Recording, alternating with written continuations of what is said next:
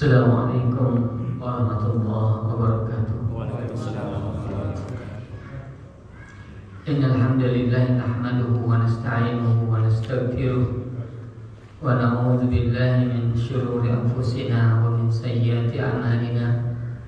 May yahdihillahu fala mudilla lahu wa may yudlilhu fala hadiya lahu. Asyhadu an la ilaha illallah wa asyhadu anna Muhammadan abduhu wa rasuluh.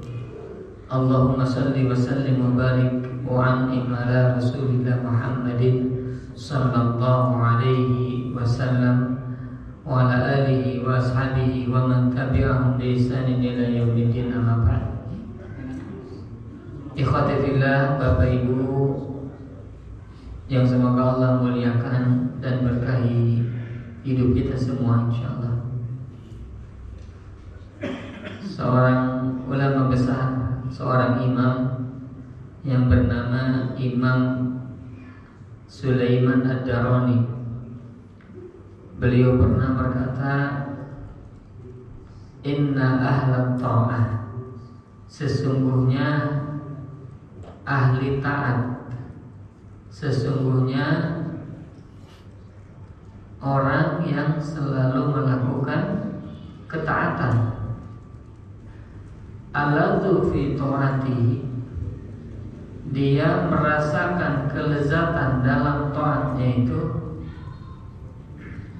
alladzu, lebih lezat, min ahlil maksiyah fi ma'asihi, daripada ahli maksiat ketika mereka melakukan kemaksiatan. Saya ulangi, ahli taat, orang yang taat kepada Allah, akan merasakan kelezatan ketika melakukan ketaatan. Itu lebih besar, Pak, daripada orang yang ahli maksiat, mereka ketika melakukan kemaksiatan. Bapak Ibu yang semoga Allah muliakan, saya tanya, kenapa ada orang yang melakukan maksiat, Pak? Karena ya, setan ya, jelas ya. Selain setan, nikmat. Iya. Itu apa? Kenikmatan. Ini mah kayak pengalaman. Enggak ya, insya Allah ya. Cuma nebak saja, Pak ya. Cuma tebak-tebakan ya, Pak ya. Maka Bapak Ibu yang semoga Allah muliakan, orang bermaksiat, Pak, karena ingin merasakan kelezatan. Punten, mohon maaf. Kenapa ada orang selingkuh, Pak? Karena dalam selingkuh, itu yang pernah pengalaman ngomong. Enggak ya, insya Allah enggak ya, Pak ya, insya Allah enggak. Ikhwati fillah, semoga Allah muliakan. Biasanya, Pak, dalam kemaksiatan itu ada, Pak, kelezatan, ada kenikmatan. Orang berzina karena di dalamnya ada kelezatan, Pak.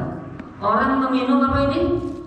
Khamar, di dalamnya ada kelezatan. Orang judi, di dalamnya ada kelezatan, kenikmatan. Seluruh kemaksiatan biasanya merasakan apa? Di dalamnya ada kelezatan. Termasuk ikhwan kecil yang semoga Allah muliakan, orang korupsi. Di dalam korupsi ada apa? Asyik nggak jawab, Pak, saya dituduh deh, Pak. Di dalam korupsi ada apa? Ada uang. Ada kenikmatan, betul ya? Ketika dia korupsi, Pak, bisa beli mobil. Ketika dia korupsi, beli rumah. Ketika dia korupsi, bisa jalan-jalan ke sana kemari. Artinya fil maksiyah ladzidah atau ladzatun. Dalam kemaksiatan itu ada apa?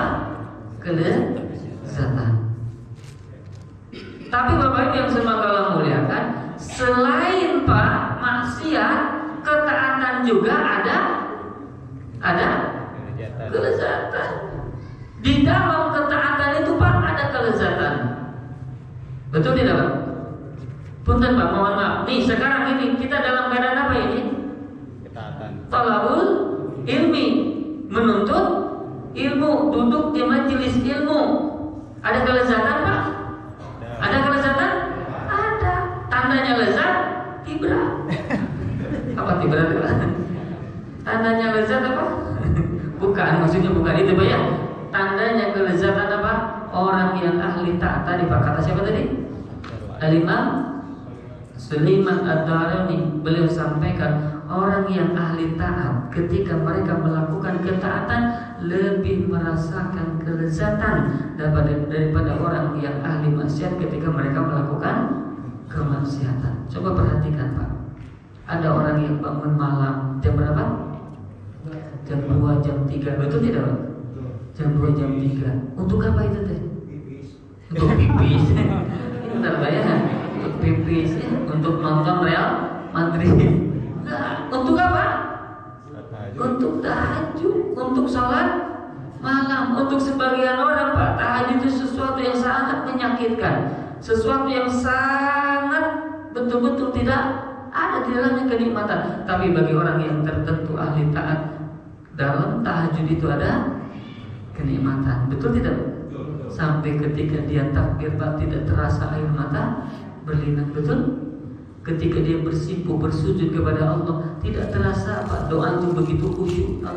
Kita sampaikan kepada Allah, maka merasakan ketenteraman, kelezatan. Orang yang melakukan sholat berjamaah, orang yang melakukan baca Quran, Masya Allah, maka ketika dia meresapi Pak nilai dari ketaatan itu, maka pasti akan merasakan kelezatan dan lebih lezat daripada ahli maksiat ketika mereka melakukan apa?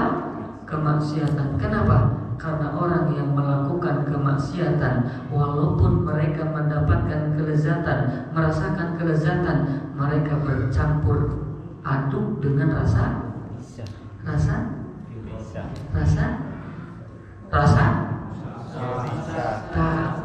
Apa ya? Takut apa? Takut ketahuan. Sebelah kanan kayaknya rajin jawab maksudnya ya. Barakallahu fikum. Bapak Ibu yang semoga Allah muliakan. Artinya ya, orang ketika bermaksiat walaupun dia merasakan kelezatan, tapi bercampur aduk dengan rasa takut. Rasa apa? Takut ketahuan, takut dosa, takut dan lain sebagainya. Allahul musta'an. Maka akhirnya mereka benar merasakan kelezatan ketika bermaksiat Pak, tapi tidak merasakan ketenangan. Nah inilah yang tidak didapati oleh ahli maksiat itu, yang hanya didapati oleh orang yang ahli taat. Maka saya ulangi, orang yang apa tadi? Ahli taat dalam ketaatannya akan merasakan apa?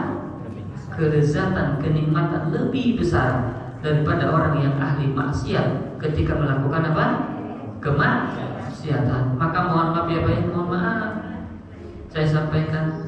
Maka tidak heran Pak, ada orang Pak yang jauh-jauh Pak, mereka tuh antara rumah dengan tempat talabul ilmi itu jauh, tapi terus dia dikejar Pak. Kenapa? Karena di dalamnya ada kenikmatan. Dalam talabul ilmi itu ada kenikmatan. Mohon maaf ya Pak ya, murid-murid kita yang sekarang lagi belajar di Madinah, lagi belajar di Yaman, lagi belajar di sana di situ. Kenapa mereka seperti itu? Karena merasakan nikmatnya talabul ilmi. Bahkan para ulama terdahulu Pak, Al-Imam Abu Hatim Ar-Razi Pak, sampai berjalan kaki Pak, berjalan kaki 5.000 farsah. 1.000 farsah apa? 1.000 apa? Farsah. Satu farsah itu kurang lebih 4 sampai 5 kilo Pak. Berarti berapa tuh? 1.000 kali 4.000. Salah. Gimana? 4.000 kilo. 4 kilo sampai kali 1.000. Iya. 4 kilo sampai 1.000. 4.000 kali 4.000 kilo. 4.000 kilo sampai 5.000 kilo. Jalan kaki. Ya. Jalan kaki menempuh ilmu. Jalan kaki dalam rangka belajar ilmu. Allahu Akbar. Dan Pak, habis berbekalannya Pak. Habis berbekalannya. Tidak ada lagi makanan, tidak lagi minuman, habis. Subhanallah. Maka apa yang dilakukan oleh beliau? Al-Imam Abu Hatim Ar-Razi, beliau memakan apa? Meminum meminum air kencingnya sendiri. Subhanallah. Saking apa? Saking apa? Saking haus betul. Saking tidak ada air. Pak, mohon maaf ya. Kalau kita Pak jalan kaki ke Jakarta, Jakarta berapa ribu kilometer dari sini? Berapa? 200-an ya? 180-200 kilo Pak. Bapak jalan kaki, kita jalan kaki. Kira-kira Pak masih bisa minum? Tidak bawa apa-apa, tidak bawa minuman, tidak bawa makanan, tidak bawa uang. Kira-kira masih bisa makan minum nggak Pak? Masih bisa makan minum tidak? Bagaimana caranya? Hah? Kemana Pak? Di pinggir jalan banyak warteg, betul Pak? Di pinggir jalan banyak masih padang. Kita samperin, Pak mohon maaf saya ngecek ingin jalan kaki dari Bandung ke mana? Ke Jakarta, tidak bawa apa-apa. Apakah saya masih bisa makan atau tidak? Pak mohon maaf saya mintalah makan 1 piring. Tuh dengan rendang 1, kemudian dengan apa ini teh? Kerupukna dan lain sebagainya Pak. Subhanallah. Kira-kira ngasih tidak? Hah? Ngasih tidak? Cobain makanya. Bapak Ibu yang semoga insya Allah minimal air Pak pasti mereka akan apa? Ngasih. Mohon maaf Pak, saya tidak punya apa-apa Pak. Saya minta makanan dan minuman Pak. Saya hanya punya Pak pisau ini saja Pak. Kalau Bapak tidak ngasih Pak, ini yang akan berkata Pak. Kira-kira ngasih tidak? Tanpa mengancam pun ya, tanpa mengancam insya Allah akan apa? Memberikan apa? Ya, orang kita memberolahraga, orang kita membaik-baik insya Allah. Tapi Pak, yang dilakukan oleh orang-orang terdahulu, oleh para ulama terdahulu, mereka di mana Pak jalan kakinya? Di padang mahsyar. Padang mahsyar. Padang apa? Pasir. Coba Pak, kepada siapa mereka minta minum? Di padang pasir, betul? Tidak ada apa-apa, masya Allah. Tapi mereka menikmati perjalanan itu. Kenapa? Karena ada ketaatan di dalamnya. Maka akhirnya mereka merasakan apa? Kelezatan Allah. Maka ikhwatul fillah yang semoga Allah muliakan, ya, kita meminta kepada Allah agar ketika kita melakukan apa ketaatan ini, semoga Allah berikan kelezatan. Insyaallah ya, lezat dalam membaca Al-Quran, lezat dalam sholat malam, lezat ketika kita melakukan sholat berjamaah. Insyaallah semoga itulah yang kelak akan menjadikan kita menjadi orang-orang yang menghuni surganya yang penuh kenikmatan. Amin amin ya robbal alamin. Baik Bapak Ibu yang semoga Allah muliakan, insyaallah di pertemuan kita kali ini kita akan coba membahas ya, ada sebuah hadis Nabi Sallallahu Alaihi Wasallam yang mungkin nanti kaitannya adalah dengan tauhid. Dengan apa? Tauhid. Apa judulnya pada ini? Ya, wasiat Rasulullah dalam apa? Tauhid. Tapi ikhwatifin yang semoga Allah muliakan, kadang kita masih rancu Pak. Ada wasiat, ada nasihat. Kata para ulama Pak, nasihat dengan wasiat itu ada persamaan dan ada perbedaan. Apa persamaan wasiat dengan nasihat? Persamaannya satu Pak, iradatul khair lil ghair, menghendaki kebaikan bagi yang lain, bagi orang lain. Jadi misalnya begini, saya menasehati Pak Denny. Nah, berarti apa maksudnya? Saya menghendaki kebaikan untuk siapa? Pak Denny. Paham? Jadi yang namanya menasehati, yang namanya wasiat, sama-sama berniat untuk memberikan apa? Kebaikan kepada orang yang kita nasihati, yang kita wasiati. Apa sampai sini Pak? Dan itu apa? Persamaan. Perbedaannya apa kata para ulama? Perbedaannya yang pertama, wasiat itu ala wajhil ilzam. Wasiat itu kaitannya adalah disertai dengan tuntutan. Biasanya dengan apa? Penekanan. Biasanya dengan penekanan untuk dilakukan. Itu namanya apa? Wasiat. Ya misalnya, saya wasiatkan kamu untuk melakukan ini dan ini. Nah, melakukan ini dan ini itu adalah penekanan untuk dilakukan. Paham? Itu kalau apa? Wasiat. Kalau nasihat, di situ ada al-ikhtiyar, pilihan, li fi'liha au tarkiha, untuk melakukannya atau meninggalkannya. Jadi boleh silakan lakukan, boleh juga tidak, terserah. Itu namanya apa? Nasihat. Tapi kalau wasiat, ada penekanan untuk dilakukan. Itu banyak perbedaan. Yang kedua, apa perbedaannya? Wasiat itu biasanya bikalimatin yasiratin, dengan kalimat, dengan kata-kata yang ringkas. Dengan kata-kata yang apa? Ringkas. Biasanya kalau bab wasiat itu ringkas.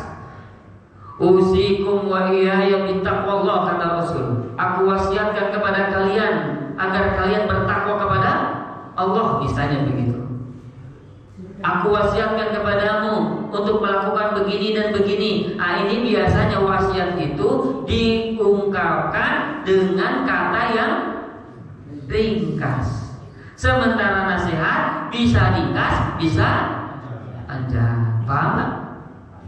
Nah, sekarang saya tanya, kalau orang berceramah, orang menyampaikan ilmu seperti sekarang nih, saya ini nasihat atau wasiat? Nasihat wasiat. Kenapa tahu wasiat? Nasihat panjang. Paham ya? Panjang, berarti ini nasihat. Paham? Yang kedua, apa tandanya ini nasihat? Bapak pilih. Silakan diamalkan mangga, tidak diamalkan tidak. Tidak diamalkan pun tidak masalah. Mohon maaf ya Pak ya. Apakah setiap penceramah kita langsung bisa amalkan? Belum tentu. Betul ya Pak? Termasuk tergantung kemampuan kita. Saat ini kita langsung mampu melakukannya, alhamdulillah. Tidak pun tidak apa-apa, bertahap sedikit demi sedikit. Jadi ada pilihan, silakan lakukan ataupun tidak. Itu namanya apa? Nasihat. Paham ya Pak ya? Ini sedikit sebelum kita bahas tentang hadis Rasul Sallallahu Alaihi Wasallam di mana beliau mewasiatkan kepada sahabat Ibnu Abbas radhiyallahu anhu. Allah ya, itu perbedaan antara wasiat dengan apa tadi? Nasihat. Satu lagi Pak, kalau wasiat secara ilmu fikih, wasiat secara ilmu fikih adalah pesan yang harus dilakukan, amanat yang harus dilakukan oleh orang hidup, terhadap orang yang sudah meninggal, karena orang yang meninggal ini beliau melakukan wasiat. Paham? Mewasiatkan, tolong kalau saya meninggal bereskan ini dan ini. Wajib diamalkan? Wajib diamalkan? Harus kita amalkan. Kenapa? Karena ini apa? Wasiat. Nah, ini wasiat khususnya dalam bab tertentu dalam ilmu apa? Fikih. Khususnya fikih apa? Muamalah. Dalam bab fikih muamalah nanti membahas bab tentang wasiat. Ya, kalau semoga muliakan, ini sedikit ya tentang mukadimah sebelum kita membahas hadis Rasul Sallallahu Alaihi Wasallam tentang tauhid atau umumnya tentang akidah. Bapak Ibu, saya ingin mengetengahkan sebuah hadis riwayat Al-Imam At-Tirmidzi. Riwayat siapa? Al-Imam At-Tirmidzi. Hadis ini dari sahabat Ibnu Abbas. Dari siapa? Siapa Ibnu Abbas itu? Keponakan Rasul. Siapa Pak? Keponakan Rasul. Keponakan Rasul, Masya Allah. Ada hadiahnya Pak ya? Panitia agak miskin sedikit Pak ya? Enggak, bercanda Pak, mohon maaf. Ibnu Abbas itu putranya siapa? Putranya? Ibnu Abbas itu putranya siapa? putranya siapa? Abbas. Ibnu Deni anaknya siapa? Pak Deni. Ibnu Abbas karena ayahnya siapa? Al-Abbas bin Abdul Muttalib. Apa ini? Oh, Masya Allah. Pak, jangan gara-gara saya nih Pak. Alhamdulillah. Ada hadiahnya nanti menyusul bagi yang apa? Mampu menjawab. Nanti saya akan berikan pertanyaan yang sulit yang tidak akan mungkin dijawab. Jadi hadiah ini saya bawa sendiri ya. Alhamdulillah. Tapi Bapak Ibu yang semoga Allah muliakan, saya ulangi, Ibnu Abbas itu putra pamannya Rasul. Namanya siapa? Al-Abbas bin Abdul Muttalib. Al-Abbas bin Abdul Muttalib. Nah, anaknya itu disebut terkenal dengan namanya Ibnu Abbas. Nama aslinya Abdullah, Pak. Siapa? Abdullah bin Al-Abbas, Abdullah bin Abbas, begitu. Nah, terkenalnya langsung disebut dengan Ibnu Abbas. Pak, sedikit saya singgung. Di sahabat Rasulullah itu, Pak, ada nama 4 Abdullah. Ada 4 nama Abdullah yang sebaya, Pak. Seanterakan gitu ya bahasa Indonesia. Sebaya. Seusia, seumur. Salah satunya pertama Abdullah bin Abbas. Yang kedua Abdullah bin Umar. Ini sebaya tuh. Abdullah bin Umar, Abdullah bin Abbas sebaya. Yang ketiga Abdullah bin Mas'ud itu sudah tua.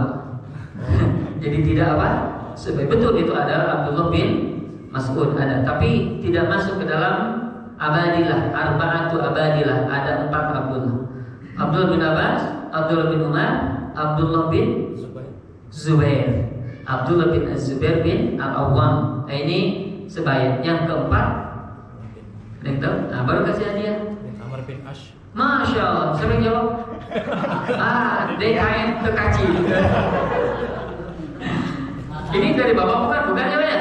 Iya, saya kasih Bapak. Boleh Pak ya? Oh, itu dari Dari Bapak. Nah, buat saya aja ya. Tadi yang jawab Abdullah bin Zubair siapa? Bapak juga. Pak boleh pulang aja Bapak. Udah pintar. Abdullah bin Abbas, Abdullah bin Umar, Abdullah bin Zubair bin Al-Awwam, Abdullah bin Al-Amr, Abdullah bin Amr bin Al-As. Ini 4 Abdullah. Adapun Abdullah bin Mas'ud, Abdullah bin Jabir itu tidak masuk ke dalam 4 Abdullah. Kenapa? Karena tidak apa? Sebaya. Dan ini mereka Pak, 4 orang ini ahli ibadah dan ahli ilmu, Masya Allah. Apa? Sudah ahli ibadah juga ahli apa? Allah. Makanya Pak, Abdullah bin Abbas itu dan Abdullah bin Amr itu, kalau khalifah sedang dalam keadaan genting ingin memutuskan perkara, maka orang-orang penting itu dipanggil, betul ya? Penasihat presiden kalau sekarang Pak, penasihat khalifah. Nah biasanya Pak yang dipanggil untuk sebagai nasihat khalifah itu Abdullah bin Abbas. Walaupun beliau masih apa? Kecil. Bagaimana perbandingan usia beliau dengan Rasul Pak? Rasul wafat. Beliau itu usianya antara 13 sampai 15 tahun. Rasul apa? Wafat. Jadi usianya baru usia apa ya? Itu 13 tahun. Baru usia lulus SD ya. Baru lulus SD Pak, mohon maaf. Kalau kita punya anak usia lulus SD 13 sudah bisa apa? Sudah minta jajannya. Tapi kalau di zaman Rasulullah para sahabat Pak, 13 tahun, 15 tahun ada yang sudah menjadi panglima perang. Allahu. Ada yang sudah menjadi penasihat. Ada yang sudah menjadi mufti. Apa mufti itu ya?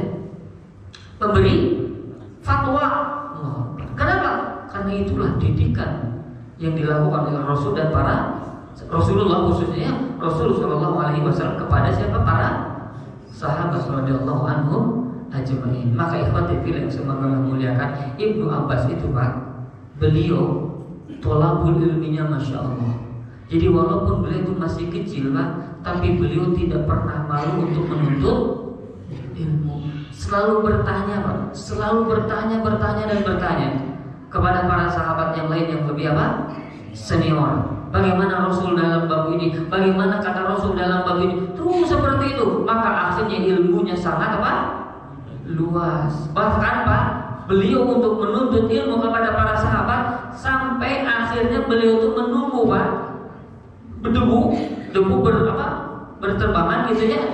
Ada sebuah rumah kalau tidak salah Jabir bin Abdullah, beliau itu duduk di teras rumahnya Jabir bin Abdullah kalau tidak salah. Nah kemudian dalam keadaan panas begitu ya, dalam keadaan kering, udah debu-debu gitu. Begitu akan datang sholat asar kalau tidak salah, baru keluar itu. Kaget, ternyata ada siapa? Ibnu Abbas. Kaget, ada apa ini? Oh, kenapa ada di sini? Ada apa? Oh, saya ada hajat. Saya ingin ada keperluan. Untuk apa? Untuk bertanya tentang agama, masya Allah. Bertanya tentang ilmu sampai segitunya Pak, masya Allah. Siapa itu? Ibnu Abbas. Maka kata Abdullah bin Jabir, bahwasanya Ahlul Bait, karena Ibnu bin Abbas itu masih keluarga siapa? Rasulullah. Maka yang lebih pantas itu kami yang mendatangimu, kami yang datang kepadamu, karena engkau adalah Ahlul Baitnya Rasul sallallahu alaihi wasallam, masya Allah. Maka kata beliau, tidak dalam bab apa ilmu, al ilmu yu'ta al ilmu yu'ta la ya'ti. Ilmu itu didatangi, bukan untuk datang, masya Allah. Apa maksudnya? Nah, ini saking semangatnya siapa Pak? Abdullah bin Abbas, dan saking beliau ta'zimnya kepada ahli ilmu, kepada Zaid bin Sabit, beliau mengekang tali untanya Pak. Beliau mengekang tali untanya. Kemudian kata Zaid, jangan lakukan itu. Kenapa? Apa namanya tuh? Karena aku adalah Ahlul Bait. Keluarganya siapa? Rasul sallallahu alaihi wasallam. Tapi kata beliau, hakadha naf'alu bil ulama. Demikianlah yang kami lakukan kepada para ulama-ulama kami. Maka beliau turun, kemudian berikan kepada aku apa namanya? Absid yadak, mana tanganmu? Diambil tangannya siapa? Ibnu Abbas, dicium oleh Zaid bin Sabit. Hakadha naf'alu bi ahlil bait. Demikianlah yang kami lakukan kepada ahlul. Masya Allah. Saking apa? Saling mencintai. Ya, dan banyak sekali Bapak Ibu yang semoga muliakan. Tidak mungkin kita bahasnya dalam bab khusus tentang Abdullah bin siapa ini? Abbas radhiyallahu anhu.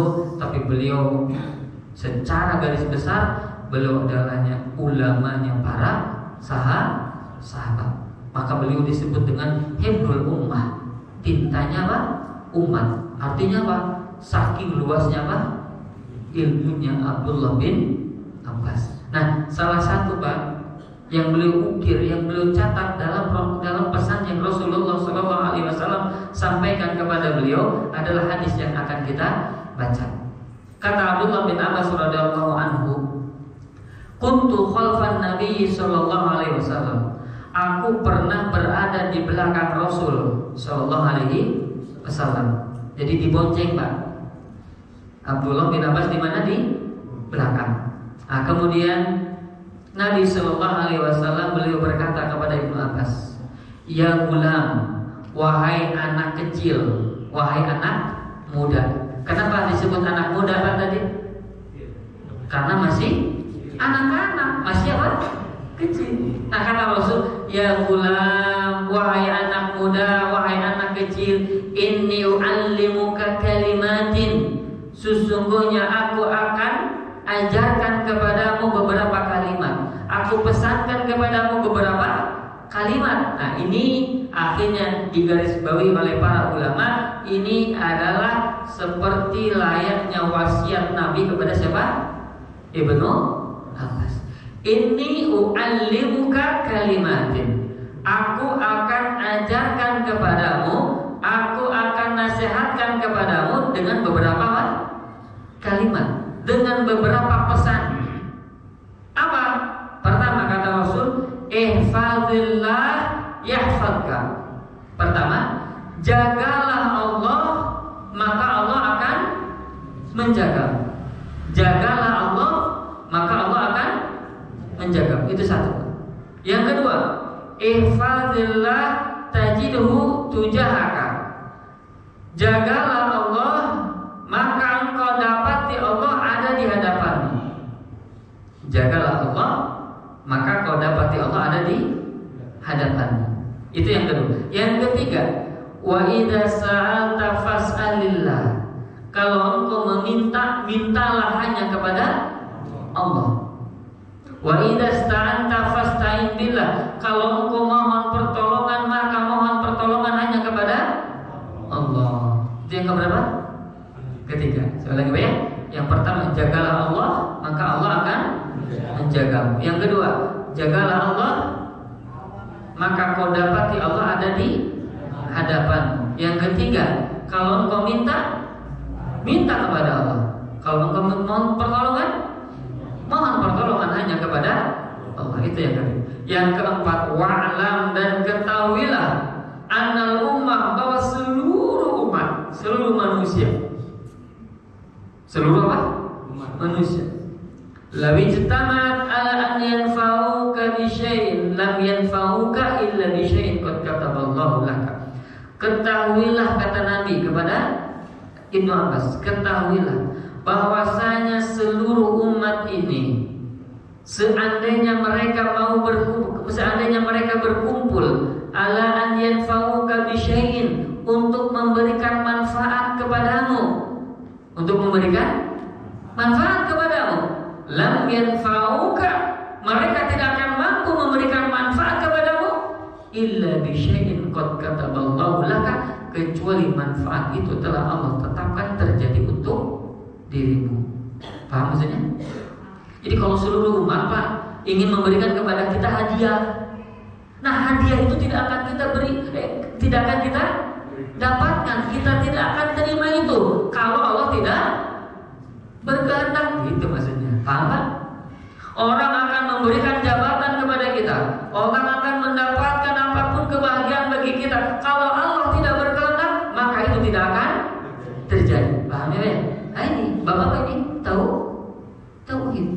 Satu lagi, wa'lam annal law ijtama'u ala an yadurruka bi syai'in, dan ketahuilah apabila seluruh umat itu mereka berkumpul sama seperti tadi dalam rangka memberikan bahaya kepadamu. Nah, tadi memberikan apa Pak?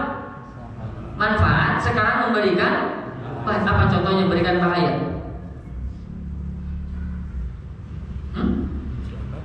Apa memberikan bahaya?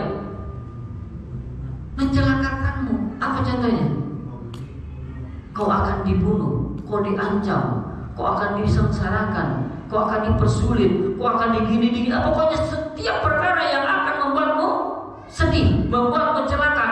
Lam yadurruka, mereka tidak akan mampu memberikan madarat padamu. Mereka tidak akan mampu membahayakanmu. Mereka tidak akan mampu mencelakakanmu illa bi syai'in qad kataballahu 'alaika, kecuali perkara itu Allah telah tetapkan terjadi pada dirimu. Paham Pak? Orang mau membunuh kita Pak, tidak akan pernah mereka mampu membunuh kita kalau Allah tidak takdirkan begitu. Paham ya? Nggak mampu, mereka nggak akan pernah bisa mencelakakan kita kalau Allah tidak berkehendak. Nah, maka ditutup oleh beliau oleh Nabi Sallallahu Alaihi Wasallam, kata beliau bahwasanya rufi'at al-aqlam wa jaffat as-suhuf, sungguh penat telah diangkat dan lembaran-lembaran telah kering. Maksudnya apa? Allah telah menuliskan segala perkara, kejadian-kejadian sampai hari apa? Kiamat. Ini hadirin semoga muliakan. Kita akan coba membahasnya ya, walaupun agak panjang. Wallahualam apakah bisa semuanya atau tidak. Insyaallah kita coba bahas sedikit demi apa? Sedikit. Hadis ini tadi riwayat siapa Pak? At-Tirmidzi, dan hadisnya kata beliau hasan sahih. Secara umum hadis ini hadis sahih. Kalau hadis sahih berarti boleh kita untuk apa? Amalkan. Kita yakini bahwa ini dari siapa? Rasul. Kenapa? Karena ada hadis banyak yang ternyata kata orang-orang ini dari Rasul, padahal Rasul tidak berkata seperti itu. Kenapa? Karena hadisnya tidak tergolong hadis yang sahih, ya. Bisa hadis yang mungkar, hadis yang palsu, hadis yang betul-betul berdusta ada di dalamnya, maka itu bukan hadis, Pak. Walaupun orang-orang mengatakan itu hadis. Kenapa? Karena disandarkan kepada Rasulullah, padahal Rasulullah tidak menyampaikan itu. Maka hati-hati dalam menerima hadisnya. Jadi sekarang hadisnya ini insya Allah hadis yang Pak? Sahih, dan bisa kita yakini dari siapa ini? Rasul, dan juga bisa kita amalkan. Tapi ikhwatifil yang semoga muliakan, tadi Nabi mengajarkan kepada Abdullah bin Abbas beberapa kalimat, beberapa nasihat. Yang pertama apa nasihatnya?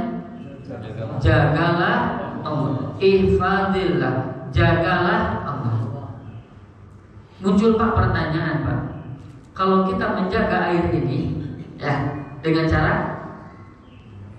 dijaga apa ya? Dengan cara dijaga, jangan sampai bahaya.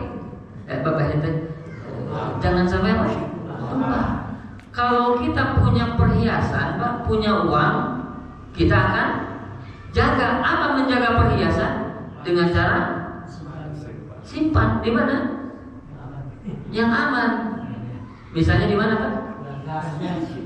Di brankas, atau di mana? Di lemari, atau kita simpan di bank, kan gitu ya.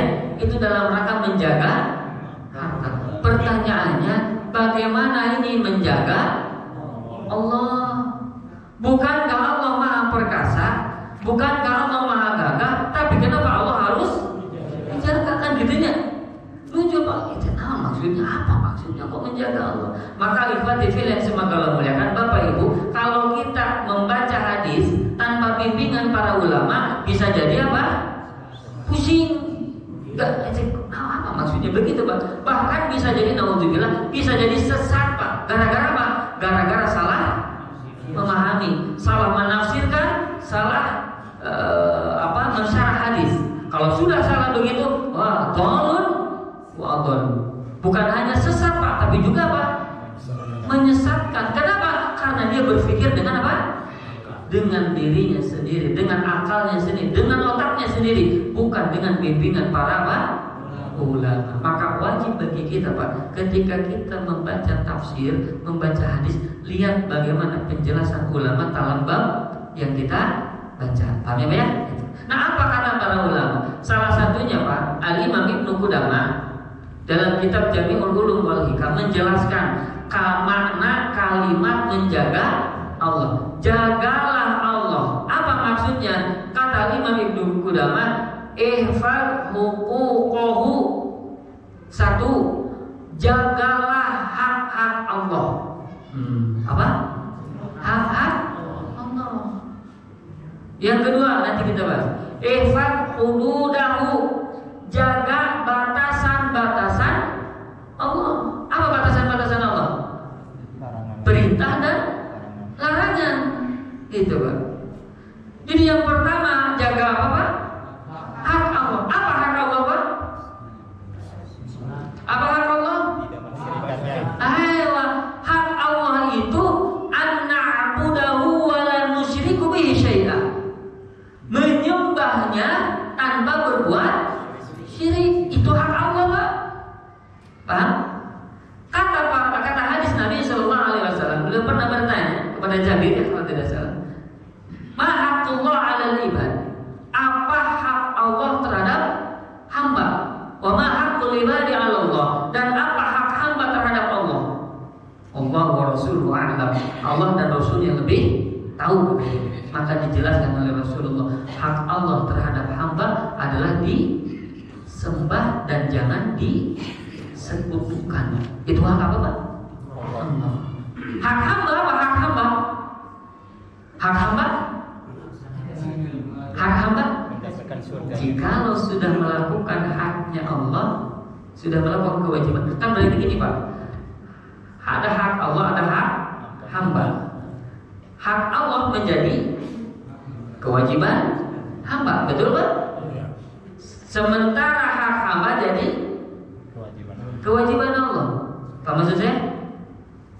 Baik, walaupun Allah tidak ada perintah dan larangan bagi Allah ya, tapi Allah menetapkan perintah untuk dirinya sendiri. Apa perintah tadi Pak? Ketika hak-hak Allah ditunaikan oleh seorang hamba, maka Allah akan menunaikan hak-hak hamba terhadap dirinya. Apa? Nah, maka ibadah bilang semoga Allah muliakan. Saya ulangi, hak Allah apa tadi? Sembah, jangan berbuat apa? Apa syirik itu Pak? Menyekutukan Allah. Pak, menyekutukan Allah itu bukan tidak disembah Allah teh, tapi ada sesembahan selain Allah. Bukan tidak ditakuti, tapi ada perkara yang ditakuti selain Allah. Maka itu jadi perbuatan apa? Syirik. Nanti insya Allah kita bahas. Jadi saya ulangi Pak, hak Allah itu apa? Disembah dan tidak boleh disekutukan. Itu hak hamba. Hak apa? Allah. Hak hamba? Allah berikan kepada mereka surga bagi yang menunaikan hak Allah. Jadi kalau kita sudah menunaikan hak Allah, maka Allah akan berikan kepada kita surga. Wajibat alaihil jannah, wajib baginya Pak surga. Masya Allah. Jadi yang pertama disebut menjaga Allah adalah apa tadi Pak? Jaga hak Allah dengan jangan berbuat apa? Syirik. Saya ulangi Pak, sholat, kita sholat berjamaah tiap hari 5 kali sholat. Tapi di samping kita sholat, kita pun masih memberikan sesajen kepada pepohonan, kan? Takut kepada apa? Juri, juri jarian. Nah, itu menunaikan hak Allah tidak? Menunaikan hak Allah tidak? Tidak, walaupun mereka sholat. Jadi ketika orang sholat, orang haji, orang sahur, orang baca Quran, tapi masih menyembah selain Allah, maka dia tidak menunaikan hak apa? Allah. Maka apa yang dia dapatkan? Surga atau neraka? Pak, Allah berfirman kepada Nabi, ke Rasul Sallallahu Alaihi Wasallam dalam Al-Quran surah Az-Zumar, qad uhiya ilaika wa ila alladzina min qablika, sungguh telah kami wahyukan kepadamu. Ya, kepadamu, kepada siapa maksudnya? Kepada Rasulullah. Telah diwahyukan kepadamu dan telah diwahyukan kepada orang sebelummu. Siapa orang sebelummu maksudnya? Siapa? Para nabi Pak. Nabi Adam, Idris, Nuh, Hud, Saleh, seluruhnya Allah wahyukan kepada mereka. Juga wahyukan kepada siapa? Kepada Rasulullah. Telah diwahyukan kepadamu dan juga kepada orang-orang sebelummu, nabi-nabi sebelummu. Lain asyrakta la yahbatanna amaluka. Kalau engkau berbuat syirik, maka amalmu akan wa qadimna ila ma'amilu min amalin. Maka kami hadapkan, kami hadirkan kepada mereka setiap yang sudah mereka lakukan, sholatnya, zakatnya, saumnya dan sebagainya, kebaikan-kebaikan sedekahnya, kami berikan, kami perlihatkan kepada mereka. Faja'alnahu haba'an mansura. Tapi kami jadikan seluruh amal mereka itu sebagaikan debu yang ditiup angin. Apa artinya Pak? Kami selain pahala sholat yang dilakukan, pahala tilawatul Quran yang kita lakukan, pahala sedekah yang kita lakukan, setiap pahala kebaikan yang kita lakukan, ikhwati fillah yang semoga Allah muliakan. Maka kata Nabi, kata Allah dan firman Allah, kalau engkau berbuat syirik, maka seluruh amal-amalmu terhapus. Sudah capek gawe, ini dasarnya perbuatan apa? Syirik. Nah, kita akan bahas nanti Pak ya. Ini secara umum dulu. Maka yang disebut dengan menjaga Allah, menjaga hak-hak Allah dengan cara mentauhidkan Allah, hanya menyembah Allah dan tidak menyembah yang lainnya. Ikhwati fillah semoga Allah muliakan. Pak, menyembah lain itu Pak, menyembah selain Allah itu bukan hanya dengan sholat Pak. Saya mah tidak sholat ke kuburan, saya mah tidak sholat ke mana ini teh? Ke pohon. Saya tidak sholat di apa misalnya di di gunung. Saya tidak sholat ke gunung. Saya tidak ibadah ke lautan. Saya tidak ibadah ke pohon. Yang saya lakukan hanya memberikan apa? Sesajen. Paham? Pak, ada kata Nabi, dakhalal jannah min tubabin. Ada orang yang masuk surga gara-gara lalat.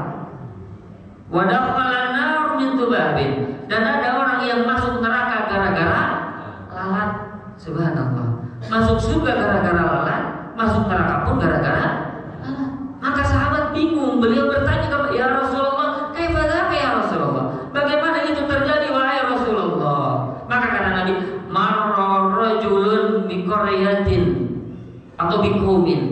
Datang seseorang melewati sebuah kampung, di mana kampung itu orang-orang yang ada di dalamnya menyembah berhala. Lihat ya, menyembah apa? Berhala. Menyembah, takut mereka menyembah. Kemudian datang orang ini Pak lewat. Dan kata Nabi, setiap orang yang datang ya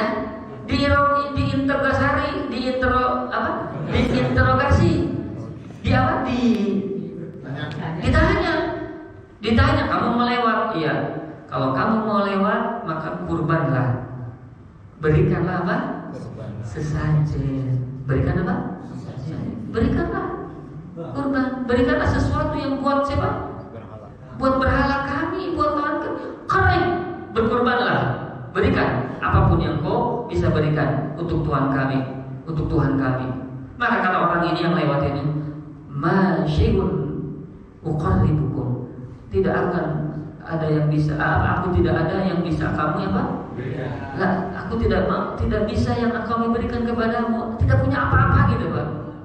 Tidak ada yang bisa kami kurbankan, tidak ada yang bisa saya kurbankan, tidak ada yang bisa saya berikan sesajen, enggak ada. Kata beliau, kata orang ini. Tapi kata pemimpin kampung ini, qarrib walau dzubaban.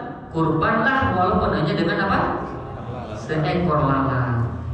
Maka akhirnya Pak dia cari lalat, kemudian dia apa? Tegel, dia apa? Tewak. Setelah ditewak apa? Tewak itu ditangkap. Setelah ditangkap, dimakan. Enggak, dipersembahkan. Ini lalat Pak diberikan kepada pemimpin kampung itu. Ini untuk Tuhan kalian. Diambillah Pak. Kemudian fakhalau sabilahu, maka mereka membiarkan dia melewati kampung itu. Maka kata Nabi, fadakhalan nar min tubabin, maka dia masuk neraka gara-gara Allahu musta'an. Paham kan? Hanya memberikan apa tadi? Lalat. Saya tanya Pak, apakah orang ini menyembah berhala itu tidak? Menyembah berhala? Tidak. Apakah orang ini takut kepada berhala itu? Tidak. Paham ya? Dia hanya takut kepada siapa? Kepada siapa? Kepada kepala suku. Kenapa? Kalau dia tidak kurban, mati. Itu Pak masalahnya. Akhirnya dia Pak memberikan kurban. Dia tidak menyembah berhala, dia tidak takut kepada berhala, tapi yang dia takutkan hanya Pak si kepala suku itu. Dia takut dibunuh, maka diberikanlah kurban itu. Tapi kata Nabi, dia masuk neraka gara-gara apa? Datang Pak yang kedua Pak. Datang yang kedua persis seperti yang tadi Pak, diinterogasi, ditanya, diminta apa? Kurban, diminta kurban. Pun sama dia itu mengatakan, aku tidak mampu berkurban, aku tidak ada yang bisa aku berikan kepada kalian, aku tidak ada yang bisa aku berikan kepada sesembahan kepada Tuhan-Tuhan kalian, aku tidak ada. Qarib walau dzubaban, kurbanlah walaupun hanya dengan seekor apa? Lalat. Maka kata orang, la, tidak mau, karena ini adalah perbuatan apa? Syirik. Lah habis, ini syirik. Kalau kau tidak mau berkorban, kau akan mati. Bunuhlah. Subhanallah. Akhirnya dibunuh. Langsung apa? Meninggal. Maka kata Nabi, pada khalal jannah min dzubabin. Dia masuk surga gara-gara apa? Masya Allah. Apa maksudnya? Maka kata para ulama Pak, bisa jadi orang masuk neraka Pak gara-gara perkara yang sepele. Maka pernah Ini disampaikan ada orang yang bisa jadi naudzubillah. Ini buat kita saja ini tadzkirah peringatan. Bisa jadi Pak ada orang yang masuk neraka gara-gara puntung rokok. Betul ya? Kenapa? Iya, gimana sesajen? Gimana puntung rokok bisa jadi akibat bisa menjadikan kepada neraka? Maaf, betul giring rokok. Bapak Ibu yang semoga Allah muliakan, mohon maaf ya ketika kita lewat di sebuah tanjakan gitu ya. Pudunan, tanjakan apa namanya Pak? Itu. Ketika kita lewat tanjakan Yemen, kita melemparkan apa? Bom molotov. Lemparkan apa? Puntung. Supaya apa? Supaya selamat buat para penunggu apa ini? Tanjakan ini, buat yang menunggu itu. Kakek anu ngagegeh, kakok kaluhun anu ngagegeh, lupa eta tuh kuntung ya subhanallah. Tuh, hanya kuntung, gak ada perkara yang berharga di situ. Hanya kuntung. Tapi bukan kuntungnya Pak yang jadi masalah apa? Keyakinannya bahwa ada yang menyelamatkan selain Allah. Apalagi makhluknya makhluk yang kita tidak lihat. Apa maksudnya? Dari mana dia tahu di situ ada makhluk? Dari mana dia tahu di situ ada juri? Di mana dia tahu di situ ada genderuwo dan lain sebagainya? Itulah gila wakola. Itu hanya desus masyarakat. Itulah yang dibuat oleh Pak Setan membesar-besarkan permasalahan seperti itu. Agar apa? Agar orang-orang takut, agar orang-orang tidak ingat kepada apa? Allah, tapi ingatnya kepada siapa? Kepada Emen. Paham Pak? Ini hati-hati, ini perbuatan apa? Orang bisa masuk neraka gara-gara koin Pak. Dengan apa? Koin? Judi. Betul, jelas ya, judi boleh. Selain judi, ada yang lebih parah dari judi Pak, koin itu. Apa? Itu Pak. Bapak pernah lewat jembatan Casablanca? Di mana itu? Di Jakarta katanya, bukan koin itu Pak, bukan di Casablanca. Di mana itu di Cipali katanya ada sebuah tempat gitu yang ada batu gede gitu. Lemparkan apa? Koin di situ. Tahu lomba-lomba $1.000 $1.000 dilemparkan agar apa? Agar selamat. Dulu awal-awal Cipali kan banyak ini Pak. Banyak apa? Kecelakaan dulu ya. Akhirnya saya sendiri mendengar lemparkan katanya. Kalau lewat di kilometer sekian lemparkan apa? Koin. Subhanallah. Pak, bisa jadi gara-gara koin orang bisa masuk apa? Neraka. Alhamdulillah subhanallah. Mohon maaf ya, apalagi dengan dihadirkan acara-acara tertentu, ritual-ritual tertentu, diberikanlah makanan dalam bentuk begini dan sebagainya, diberikan dipalitkan ke mana? Ke lautan. Untuk siapa? Nyiroro, kaler, pindahin apa gitu loh kakak. Pak, tidak apa, bukan hanya sesajennya, tapi ada makna di dalamnya. Kenapa? Agar selamat, agar terhindar dari apa? Kecelakaan, berbahaya, agar rezekinya semakin.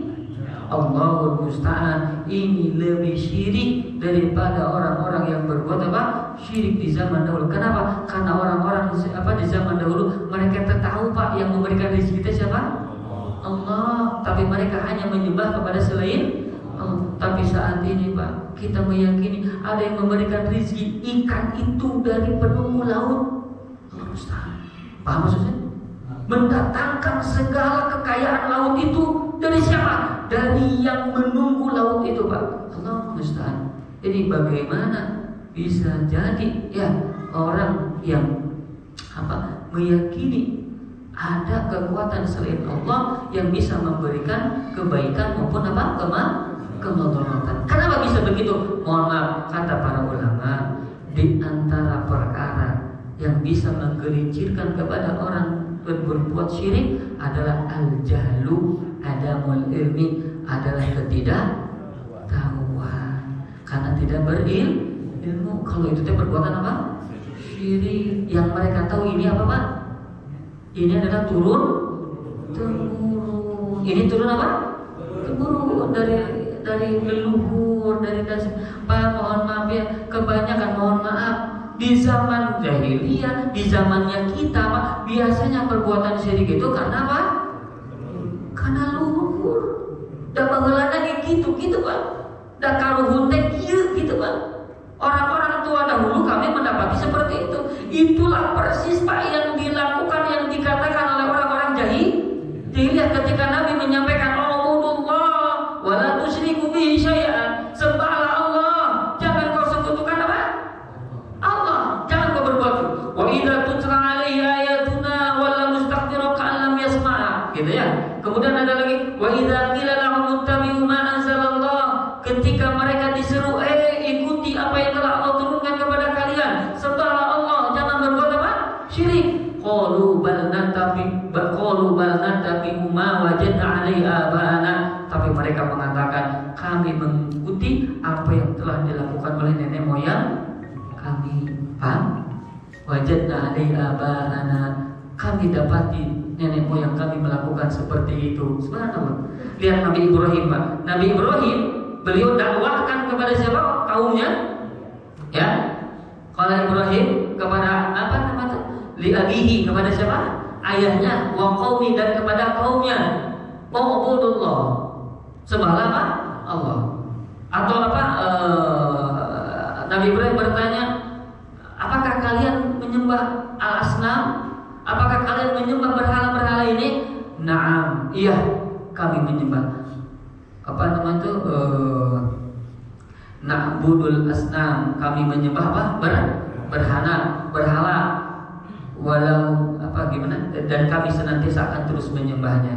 Maka kata siapa? Nabi siapa? Ibrahim alaihissalam, apakah kalian hal yasma'unakum ittada'un? Apakah mereka itu mendengar apa yang kalian minta? Apakah mereka mengabulkan setiap yang kalian minta? Gitu. Dan apakah mereka akan memberikan manfaat dan menolak apa? Bahaya? Maka mereka mengatakan bal wajadna aba'ana kadzalika yaf'alun.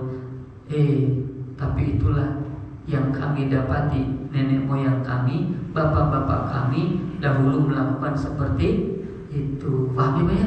Subhanallah. Maka ikhwati fillah yang semoga Allah muliakan, maka hati-hati dalam perbuatan apa ini? Syirik. Kenapa? Ketika kita berbuat syirik, maka itu artinya berarti tidak menunaikan apa? Hak Allah. Berarti kita tidak menjaga apa? Allah. Masya Allah. Maka ikhwati fillah yang semoga Allah muliakan, maka kata Nabi, ihfadillah, jagalah Allah. Dengan cara apa tadi? Dengan cara menjaga hak-haknya, menjaga apa? Batasannya. Dengan cara imtitsali awamirihi, dengan cara melakukan setiap perintah-perintah Allah, wajtinabi nawahihi, dan menjauhi larangan Allah. Maka kata para ulama apa? Yang harus kita jaga, kata para ulama yang harus kita jaga, pertama jaga apa? Tauhid. Jaga apa?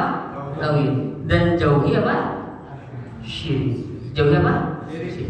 Kenapa Bapak Ibu yang semoga Allah muliakan, kita harus menjauhi syirik? Pertama, kata para ulama menyimpulkan dari Al-Qur'annya, Allah Ta'ala berfirman bahwa syirik itu kezaliman yang sangat besar. Kezaliman yang sangat apa? Besar. Saya tanya Pak, kalau menghina orang zalim tidak Pak? Menghina orang zalim tidak? Zalim. Mencemooh orang zalim. Jahil ke orang zalim. Membunuh orang zalim. Betul ya? Apalagi membunuh orang zalim, kezaliman yang sangat apa? Besar. Tapi ada yang lebih besar daripada kezaliman dalam rangka membunuh, yaitu zalim kepada siapa? Allah. Paham? Jadi ketika orang berbuat syirik, itu zalim kepada siapa? Allah. Subhanallah. Kenapa? Karena tidak pantas itu dilakukan kepada siapa? Allah. Kenapa ada selain Allah yang disembah? Padahal Allah menginginkan hanya Allah yang harus disembah. Berarti perbuatan apa itu? Perbuatan yang sangat apa? Zalim. Maka saya tanya, maka kata para ulama menyimpulkan, mana yang lebih besarnya Pak? Zalim kepada Allah atau zalim kepada makhluk? Zalim kepada Allah atau zalim kepada makhluk? Zalim kepada apa? Subhanahu wa ta'ala. Maka kata para ulama, mana yang lebih besar, perbuatan syirik atau membunuh orang? Syirik. Dosanya syirik. Kalau membunuh orang dosanya besar, tapi kemungkinan mudah-mudahan bisa diampuni. Tapi perbuatan syirik tidak akan pernah Allah ampuni. Innallaha la yaghfiru an yushraka bihi wa yaghfiru ma duna dzalika liman yasha. Sesungguhnya Allah tidak akan mengampuni dosa perbuatan syirik, dan Allah ampuni dosa selain itu bagi yang Allah apa? Kehendaki. Pak, jadi perbuatan syirik mah, Allah Akbar, perbuatan syirik mah tidak akan dijahit dari apa? Neraka. Mohon maaf ya, kita sholat tahajud, kita baca Quran tiap hari 5 juz misalnya, kita sholat berjamaah, kita ahli sedekah, tapi kita masih berbuat syirik. Kira-kira tempatnya di surga neraka? Subhanallah. Tadi Pak, karena setiap amal soleh itu bagaikan apa tadi? Debu yang ditiup apa? Angin, seolah-olah tidak ada. Dan Allah lebih membenci orang yang berbuat syirik daripada seorang suami atau seorang pasangan yang melihat pasangannya selingkuh di depan matanya. Pak, ada seorang suami, laki-laki ini kita nih contohnya Pak, laki-laki nih Pak, kita pergi dari rumah kita Pak untuk mencari apa? Istri, mencari apa? Mencari uang, mencari nafkah. Kita mencari nafkah, kita keluar. Kita mau keluar kota ceritanya. Baru 1 kilo 2 kilo Pak, lupa. Ternyata ada yang ketinggalan. Akhirnya kita balik lagi Pak. Ketika kita balik lagi, ternyata istri kita sedang berduaan di kamar dengan laki-laki lain, dan kita melihat dengan kepala kita sendiri. Apa yang kita lakukan? Kadek. Apa yang kita lakukan? Aduh, subhanallah. Oh, gimana Pak? Dikait gitu Pak? Gimana? Benci tidak kita? Ya Allah, itu di hadapan kita, istri kita berselingkuh, atau istri kita yang melihat suami kita Pak berselingkuh di hadapan matanya Pak, begitu subhanallah. Bagaimana perasaannya? Sakit kan gitu ya? Kan gitu. Maka Allah lebih benci kepada orang yang berbuat syirik kepadanya, lebih benci daripada seorang suami melihat istrinya berduaan dengan pasangan yang laki-laki yang paham? Maka disitulah orang yang berbuat syirik itu tidak akan diampuni. Saking apanya? Saking dahsyatnya perbuatan apa? Syirik. Kenapa? Karena itu kezaliman yang sangat apa? Besar. Maka dalam sebuah ayat ya, Luqmanul Hakim. Luqmanul Hakim surat apa? Luqman menasihati siapa? Anaknya. Ya bunayya, wahai anakku, la tusyrik billah. Umat, anjir ulah syirika Allah. Apa umat itu misalnya? Umat. Nah, umat itu. Kakek maksudnya akhirnya apa Pak? Apa ya?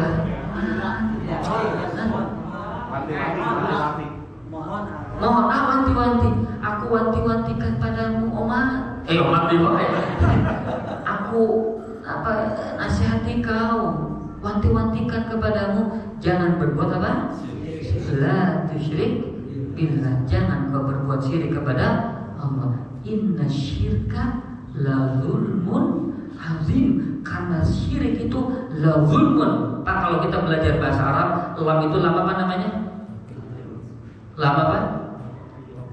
Bapak Kris, ini kayaknya orang Arab ini sedikit. Lam apa? Lam taukid, Pak. Lam apa? Artinya apa? Bermakna penekanan. Sungguh gitu tak?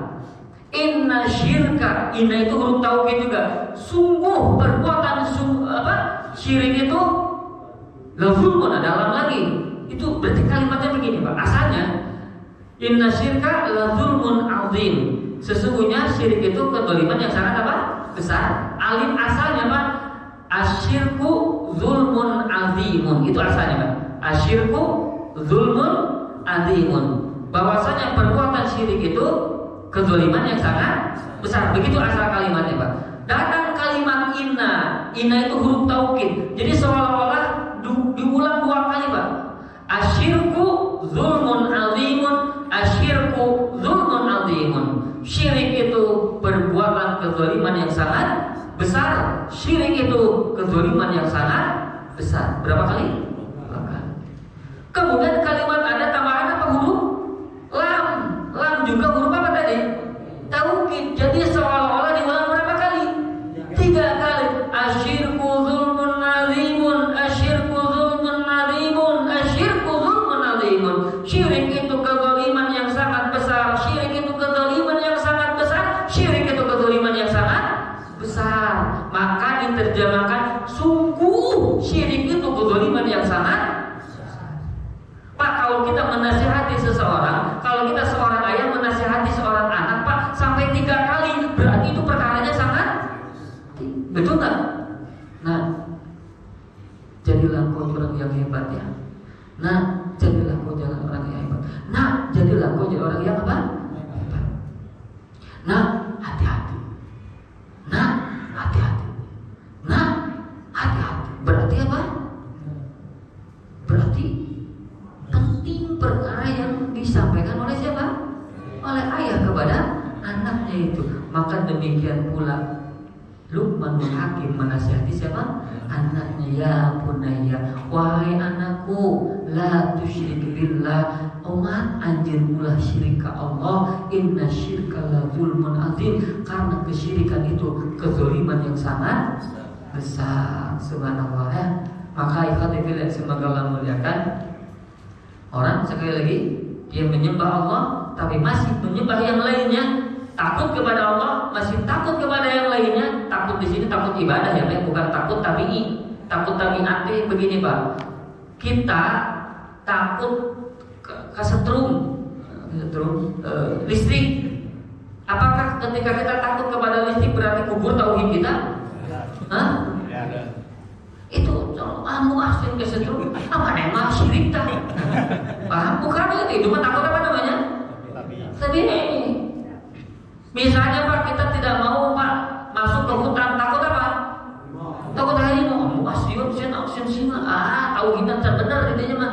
Sieun usaha, sieun pemajikan. Sieun bisa, sieun ku harimau, sieun ku singa. Berarti tauhidnya enggak benar. Itu mah enggak masuk ke situ Pak.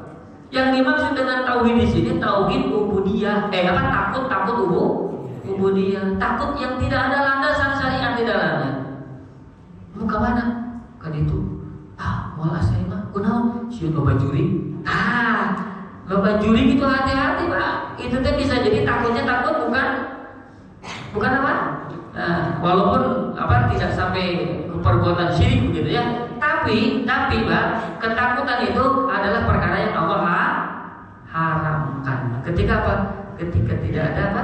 Landasan syariat di dalamnya, bahwasanya boleh untuk takut. Kamu kenapa tidak memberikan sesajen kepada apa? Kepada pepohonan itu. Kalau kamu gak memberikan sesajen, hati-hati, kamu bakal begini. Nah, berarti ini takut ta'abudi. Takutnya dari sisi ibadah, nggak boleh seperti itu. Kenapa? Karena takut itu hanya kepada siapa? Inna sholati wa nusuki wa mamati lillahi rabbil alamin. Sesungguhnya sholatku, kurbanku apa? Nusuk teh kurban, pengorbananku, kurbanku, termasuk kurban apa? Ya, apa yang kita berikan kepada Allah Subhanahu wa taala. Artinya apa? Ya kurban. Kebiasaannya nusuk itu biasanya Pak dulu Pak, namanya sesajen itu harus nyembelih sesuatu Pak. Maka diharamkan memakan makanan sesembelihan tidak atas nama Allah. Apa maksudnya sesembelihan tidak atas nama Allah? Maksudnya sesembelihan itu diberikan bukan karena apa? Allah, tapi karena sesuatu. Apa contohnya? Mohon maaf, untuk selamatan dipuncit domba, puncit munding. Kepalanya dia apa? Dikubur di tempat itu, biar apa? Tidak ada yang celaka. Nah, kepalanya itu dipersembahkan ke jin-jin dan lain sebagainya. Yang demikian itu namanya perbuatan apa? Syirik. Kenapa? Karena penyembelihan kepada selain Allah. Paham ya? Nah, akhirnya Pak lebar ke sananya. Apa lebarnya ke sananya? Termasuk adalah memberikan sesajen-sesajen, makanan-makanan yang bukan untuk siapa? Allah. Apa maksudnya bukan untuk Allah? Bukan untuk yang Allah perintahkan, gitu Pak. Paham? Kalau makanannya itu untuk anak kecil, untuk fakir miskin, boleh tidak? Syirik bukan itu? Sesajen bukan itu? Bukan, niatnya juga bukan takut sesuatu, karena ini ingin memberikan apa? Sesuatu, pahamnya Pak ya? Maka ikhwati fillah yang semoga muliakan, bahaya perbuatan syirik. Apa yang pertama tadi? Syirik itu apa? Hah? Kezaliman yang sangat apa? Besar. Itu satu. Yang kedua Pak, kenapa kita harus berbuat jauh dari perbuatan syirik? Syirik itu a'dzamul dzunub, dosa yang paling besar. Subhanallah. Dosa yang paling apa? Besar. Karena tadi Pak, yang paling zalim. Ya, maka pernah ditanya oleh Nabi Sallallahu Alaihi Wasallam ketika beliau menyampaikan, kata Nabi, ijtanibu asab'al mubiqat, jauhilah oleh kalian 7 perkara yang membinasakan. Maksudnya apa? 7 dosa yang membuat kalian celaka. Apa yang pertama? Yang pertama, asyirku billah, syirik, menyekutukan selain menyembah selain Allah. Maka ketika orang berbuat syirik, maka tidak akan selamat. Kenapa? Karena dia melakukan dosa yang sangat apa? Besar. Subhanallah ya. Itu yang kedua Pak. Ya, dosa perbuatan syirik itu dosanya paling apa? Besar. Yang keberapa? 3 ya. Tadi kan yang pernah kita bahas itu di awal. Asyirkul akbar muhbitun li jami'il a'mal. Syirik besar. Iya Pak, nanti syirik itu ada 2 ya. Ada syirik kecil, syirik apa? Besar. Nah, yang sekarang kita bahas ini syirik apa? Besar. Maka kata para ulama, syirik besar itu membatalkan, menghapus seluruh apa? Amal. Sebagaimana yang tadi saya ada sampaikan ya kepada siapa? Rasul ya, Allah berfirman, laqad uhiya ilaika wa ilal ladzina min qablika la in asyrakta la yahbatanna amaluka.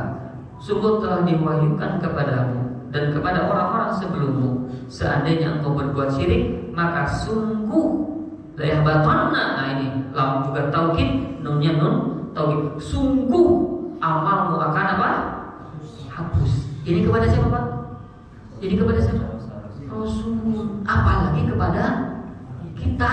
Rasul saja Pak, utusan Allah. Kalau mereka berbuat syirik, amalnya seluruh apa? Hapus. Tapi tidak mungkin ya para nabi berbuat apa? Syirik ya. Kenapa? Karena justru mereka lah yang diberikan oleh apa? Allah. Tapi tetap Allah mewanti-wanti, jangan pernah berbuat apa? Syirik. Dan inilah dakwah yang dilakukan oleh para nabi. Para nabi itu semuanya menyeru agar menyembah siapa? Allah, dan meninggalkan sesembahan selain Allah. Yang keberapa sekarang? 4. Orang yang berbuat syirik itu masuk neraka abadi. Apa? Abadi. Haram masuk apa? Surga. Allah musta'an. Nabi sallallahu alaihi wasallam menyampaikan Allah Subhanahu wa taala menyampaikan, innahu man yusyrik billah, sesungguhnya orang yang menyekutukan Allah, faqad haramallahu alaihi jannah, sungguh Allah haramkan baginya apa? Surga. Wa ma'wahun nar, dan tempat kembalinya adalah apa? Neraka. Wa malil zalimin min ansar, dan bagi orang yang zalim itu tidak akan ada penolong. Artinya apa? Tidak ada bisa menyelamatkan dia dari siksa Allah. Naudzubillah summa naudzubillah ya. Pak ikhwah yang semoga Allah muliakan. Punten Pak, kalau kita ditanya nih Pak ya, kita usia misalkan 50 tahun Pak, 49 tahun 11 bulan 29 hari ya, 14 jam misalnya begitu ya. Hampir 50 tahun kita Pak berada dalam kenikmatan. Kita mau pergi kemana silakan, mau makan apa mangga, bebas dan sebagainya, dalam kesenangan Pak, dalam apa? Kenikmatan. Mohon maaf ya Pak. Kemudian Pak, ternyata di ujung usia kita yang 50 tahun, 10 menit kemudian ternyata kita disiksa Pak. Mata kita dicokel. Naudzubillah. Kunaon dicokel? Itu cokel pakai apa? Subhanallah. Kemudian kuku kita dia apa? Cabut. Subhanallah. Kemudian ini kan cepil kita dicubit Pak. bukan tang oleh tang. Bukan ya, oleh tang dan apa? Pertanyaannya Pak, kira-kira kenikmatan yang 49 tahun dulu, hampir 50 tahun itu terasa nikmat tidak? Hilang sesaat, betul tidak Pak? Langsung apa? Langsung lenyap, bus, tidak terasa. Dengan siksaan hanya berapa? 10 menit disiksanya di dunia.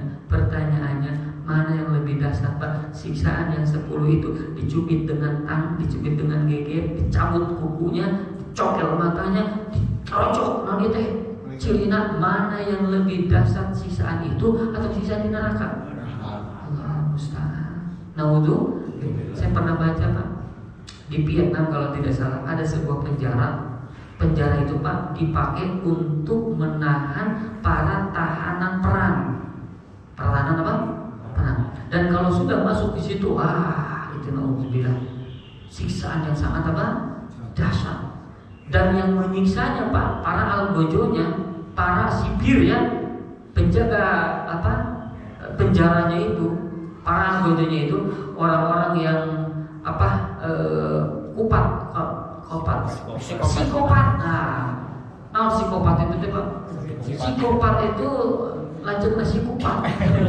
Apa psikopat orang yang apa ya psikopat itu Pak? Sadis. Orang yang nggak ada kenal apa? Kasihan gitu. Orang itu Pak, ada nggak? Pernah di berita-berita Pak, ada pembunuh ketika ditanya gimana perasaan kamu? Senang. Itu tuh berarti apa? Koclak. Apa? Psikopat itu namanya apa sih? Artinya Pak, semakin dia menyiksa orang semakin senang. Subhanallah. Maka saya pernah baca Pak, pola siksaannya di penjara itu Pak, ya harian itu Pak, sedikit-sedikit disiksanya teh. Tangannya dulu diragaji Pak, sabulah. Subhanallah. Diantar jerit gitu teh. Semakin dia menjerit semakin senang. Allahul musta'an. Ragaji deui Pak sebenarnya teh. Sengaja itu Pak. Subhanallah. Kemudian dipotong sedikit-sedikit dengan pedang Pak, atau dengan kampak. Ininya teh apa? Kakinya. Allahu Akbar ya Rabbi, menjerit. Sampai akhirnya Pak naudzubillah terakhir dibunuhnya itu dengan cara apa? Besi yang panas dipanaskan Pak, kemudian ditocos ke mana nih? Ke belakang sampai nembus ke depan, bus matinya itu. Allah musta'an. Dasar bengisnya, dasar apa? Sadisnya. Pertanyaannya, mana yang lebih dasar Pak? Orang psikopat itu atau malaikat yang menyiksa neraka? Mana yang lebih dasar? Lebih dasar mana? Malaikat. Allah. Alaiha malaikatun ghiladun syidad. Di neraka itu ada malaikat-malaikat yang sangat bengis, yang sangat apa? Sadis. Allahu Akbar. Dikucurkan apa ini? Tembaga panas yang muncul kemana ini ke kepalanya, ditengadahkan, disuruh apa ini? Calangap. Allahul musta'an. Ya, maka mereka menjerit kesakitan. Semakin menjerit, semakin apa? Semakin ditambah apa? Siksaan. Falan nazidahum illa adzaba. Maka kami tidak akan menambah bagi mereka kecuali apa? Siksaan. Semakin mereka menjerat, semakin disiksa. Semakin mereka merasa sakit, semakin apa? Disiksa. Subhanallah, Allahul musta'an. Itulah siksaan apa? Neraka. Dan orang yang berbuat syirik itu tidak akan dijahit dari apa? Neraka. Inilah pentingnya kita tauhid, pentingnya menjauhi perbuatan apa? Syirik untuk diri kita apa? Keluarga kita agar tidak berbuat apa? Khususnya orang ya sekarang nih, kemarin bukan sekarang, kemarin bulan-bulan apa ini kan? Muharram, itu malam satu apa? Suro dengan tradisi ini, tradisi itu, memandikan apa? Kuis, karena di sini ada apa? Ada ininya, ada itunya. Subhanallah. Kalau subhanallah. Nah, perkara-perkara seperti ini yang akan apa? Karena kita sayang begitu ya, karena kita begitu sayang kepada saudara-saudara kita, maka kita apa? Sedikit-sedikit sampaikan agar apa? Agar mudah-mudahan kita bisa selamat seluruhnya masuk ke dalam apa? Surga. Rasul itu Pak, gara-gara sayangnya kepada siapa? Sayangnya kepada umatnya, sayang kepada orang-orang penduduk Mekah itu Pak, akhirnya mereka diingatkan jangan berbuat apa? Syirik. Tapi ternyata akibatnya beliau dimusuhi. Betul tidak Pak? Diperangi, dikejar, bahkan ingin dibunuh. Gara-gara apa? Gara-gara Nabi mengatakan kepada mereka jangan berbuat apa? Dan celakanya, mohon maaf ini bukan celakanya, kabar baiknya, bukan kabar baiknya, kabar ini yang mungkin perjuangan bagi kita, justru perbuatan-perbuatan itu harus dilestarikan, kan gitu ya, oleh negeri kita dan sebagainya. Kenapa? Karena ini masuk ke dalam apa? Budaya. Ini masuk ke dalam apa? Adat istiadat. Ini masuk ke dalam ritual-ritual yang memang berkaitan dengan apa? Kebudayaan. Nah ini yang mungkin Bapak Ibu yang semoga Allah muliakan, semoga Allah berikan kepada kita kekuatannya agar kita bisa apa? Menjauhi perbuatan apa tadi? Syirik. Ya, kenapa? Karena syirik ini masuk ke dalam neraka dan tidak akan pernah apa tadi? Dijahit. Ya, maka kata para apa namanya itu? Balik, sampaikanlah ya dengan cara yang lemah apa? Lembut. Ya, kita nasihati saudara-saudara kita jangan berbuat syirik. Kenapa? Karena ini perkara yang sangat apa? Besar di sisi Allah Subhanahu wa taala. Terakhir Bapak Ibu yang semoga Allah muliakan, perbuatan syirik ini kata para ulama adalah perkara yang akhirnya termasuk perkara yang sesat lagi apa? Menyesatkan, sesat. Faman yusyrik billah, barang siapa yang berbuat syirik kepada Allah, faqad dhalla dhalalan ba'ida. Sungguh dia telah melakukan kesesatan yang sangat jauh. Kesesatan, subhanallah, kesesatan yang sangat apa? Jauh. Kenapa? Karena berani menyembah selain apa? Allah. Karena takut kepada selain Allah. Maka ikhwatibillah semoga Allah muliakan, ini yang mungkin bisa disampaikan sedikit tentang apa? Wasiat Nabi kepada siapa tadi Pak? Kepada siapa? Ibnu Abbas. Tentang apa? Jagalah Allah. Apa maksudnya jagalah Allah Pak? Jaga hak-hak Allah. Apa hak-hak Allah? Disembah dan jangan disyiriki, apa disekutukan, gitu ya. Dan juga jaga Allah itu apa? Jaga apa? Batasan Allah dengan cara melakukan perintahnya, menjauhi larangan semuanya. Ya, yang pertama hak Allah itu tauhid, yang kedua perintah, seluruh perintah Allah lakukan, yang dilarang oleh Allah jauhi. Itulah makna menjaga Allah. Kalau kita sudah menjaga Allah, yahfazka, maka Allah akan menjagamu. Apa maksudnya Allah akan menjaga kita? Insya Allah di kesempatan yang lain. Kalau sekarang kaburu tuntung. Baik, itu saja mungkin yang bisa disampaikan. Insya Allah di kesempatan lain kita akan lanjutkan hadis ini, apa yang dimaksud dengan penjagaan kepada kita dari Allah Ta'ala ketika kita sudah menjaga Allah, dan apa maknanya bahwasanya ketika kita menjaga Allah maka kita mendapati Allah ada di hadapan kita. Apa itu maknanya? Ya, dan insya Allah yang tadi kalimat-kalimat yang lain wasiat Nabi kepada Ibnu Abbas, insya Allah kita akan bahas di kesempatan yang lain kalau diundang lagi. Jazakumullahu khairan. Sebelum ditutup, maka barangkali ada yang ingin ditambahkan, dikomentari atau ditanyakan, falyatafadhal masykuran. Silakan. Saya hitung sampai 3, 1, 2, 3. Tidak ada. Ada pertanyaan barangkali Ustaz? Ya? Hadiah barangkali buat. Oh, buat Ustaz. Saya nanya Pak ya? Ya baguslah, begitulah seharusnya. Baik, Bapak Ibu, saya tanya dulu ya. Tadi saya menyampaikan yang kita bahas ya, ada sebuah hadisnya dari Nabi Sallallahu Alaihi Wasallam. Hadis riwayat siapa itu? Enggak? Masya Allah. Bapak mau buku apa mau tas? Apa ini? Oh, bukan tas ini namanya. Mau mentahnya? Saya juga mau Pak. Ini Pak Ustaz, baju Indonesia. Boleh ini? Diberikan ini? tuh? Pamit aja apa kali kan? Masya Allah. Baik, itu yang pertama. Kemudian ikhwati fillah semoga Allah muliakan. Tadi saya sudah menyampaikan hadis ini riwayat siapa? Ya, tapi itu bukan pertanyaan ya. Abdullah bin Abbas. Saya sudah menyampaikan ada 4 Abdullah yang sebanyak cukup. Akhwat ibu-ibu boleh silakan ada? Ada ibu-ibu? Tidak ada? Ada? Siap, mana ibu? Satu. Ya, silakan Bu. Nah, ibunya itu ada minggu, bawa ke rumah Bu, silakan.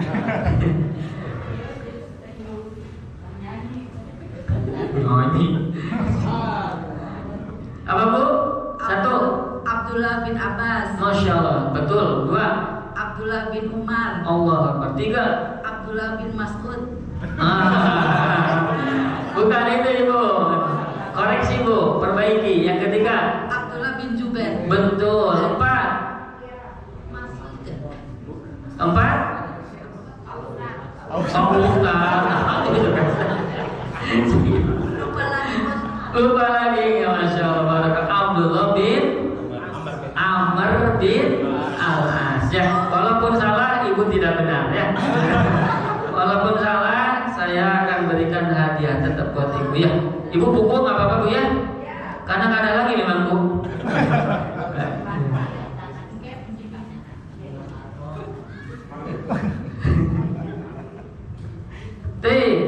Selanjutnya ini ada 2 lagi nih. Tadi wasiat Nabi kepada Ibnu Abbas beberapa pesan. Coba sebutkan beberapa pesan. Boleh 1, boleh 2, boleh 3. Cum, pesan apa Nabi kepada Ibnu Abbas? Jangan sirik. Ya Pak. Jangan sirik. Bukan itu Pak. Ininya kalimat Nabinya, bahasa kitanya apa Pak? Jagalah Allah, maka Allah akan menjaga. Masya Allah. Barakallahu fiik. Boleh Pak. Masya Allah. Satu lagi, mau bapak-bapak, ibu-ibu? Ibu-ibu, maaf. Ibu, pertanyaannya apa yang disebut dengan menjaga Allah? Cukup. Siapa Bu? Yang lain ya, jangan yang tadi lagi. Silakan Bu. Menjaga hak Allah. Masya Allah, betul Bu. Apa itu? Oh ya, menjaga Allah apa? Menjaga Hak Allah. apa itu hak Allah? Hah? Tauhid, bro. Tauhid, jangan menyembah. Betul, betul Ibu. Ya, melakukan tauhid, menjauhi. Masya Allah, barakallahu fiik. Betul Ibu. Ya Alhamdulillah. Ini bukunya Pak. Terima kasih. Alhamdulillah, tinggal udah sekarang ya. Cukup ya Bapak Ibu ya. Saya nggak ada pertanyaannya. Janganlah ya. Ada tidak? Oh, nggak ada. Ada pertanyaan? Ada? Tidak ada? Itu ada Pak. Ada Pak? Oh, Masya Allah. Boleh silakan. Tapi nggak ada hadiah Pak sekarang Pak? Boleh Pak. Aja. Assalamualaikum warahmatullahi wabarakatuh. Assalamualaikum. Sebetulnya yang dari awal tentang maksiat ya. Maksiat itu biasanya berarti tak, buat ibu-ibu maksiat.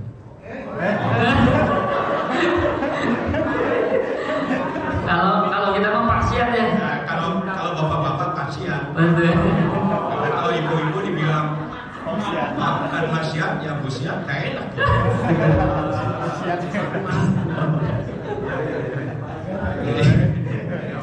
Pinter banget. Jadi saya ingin bertanya tentang tadi kalau kita ada masalah gitu ya. Kemudian pemecahannya sebetulnya adalah menentang kondisi atau pada Allah gitu. Ya, Itu bagaimana itu? Padahal untuk keselamatan kita sendiri itu bagaimana Pak? Terima kasih. Ya, jadi semacam syirik tapi sebetulnya dalam hati mah nggak begitu, cuma untuk keselamatan aja gitu. Depannya begitu. Saya kira itu aja Pak. Saya belum paham nih Pak apa maksudnya ya. Boleh ulang gimana? Gimana gimana Pak? Boleh Pak, maksudnya gimana Pak? Jadi kita ada masalah. Ada masalah. Ya, masalah itu ya kita kalau ditekan. Kalau bikin selamat itu sebetulnya keluar dari masalah syirik itu. Ya, betul. Jadi syirik lah gitulah istilahnya gitu. Betul. Nah ini bagaimana pemecahannya gitu ya? Karena kalau sudah minta tolong juga tetap aja ada masalah itu tetap ada. Oh, Masya Allah. Ketika kita ada masalah dalam hidup ya Pak ya, misalnya sulit sulit pekerjaan gitu ya, kemudian sulit apalah dan lain sebagainya,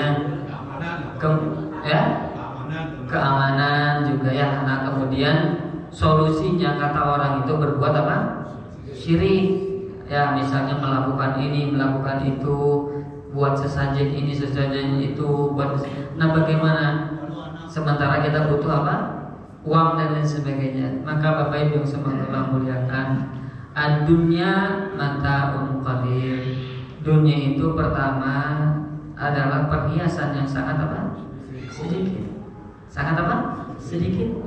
Dan juga mata'ul ghurur, kesenangan yang menipu. Artinya apa maksudnya? Artinya ketika kita ini ekstrimnya ya, ekstrimnya kata para ulama. Seandainya Allah berikan kepada kita kesulitan seumur hidup kita, Pak. Seumur hidup kita sulit. Walaupun tidak ada orang yang seumur hidupnya apa? Sulit. Insya Allah sesulit-sulit apapun pasti dia ada pernah merasakan apa? Kebahagiaan dan kesenangan. Apa maksud saya? Nah maka ketika orang berbuat ketika orang merasakan kesulitan dalam hidupnya apapun itu, baik masalah ekonomi, keamanan dan lain sebagainya ya. Kemudian kata orang untuk solusinya adalah perbuatan syirik, itu mah bukan solusi Pak. Justru itu tambahan apa? Tambah apa? Masalah. Dan seandainya memang itu solusi, tanda kutip ya, dalam bab dunia akhirnya kita mendapatkan apa yang kita inginkan, tapi di sisi Allah itu sangat apa? Sangat menyakiti perasaan apa? Tanda kutip ya, sangat berbuat zalim kepada siapa? Allah Rabbul Alamin. Maka apa yang harus kita lakukan? Jangan kita melakukan perbuatan apa? Syirik, apapun alasannya Pak. Karena ini bahaya sangat apa? Besar. Tadi saya sampaikan Pak, ada orang Pak yang lewat kan tadi ya.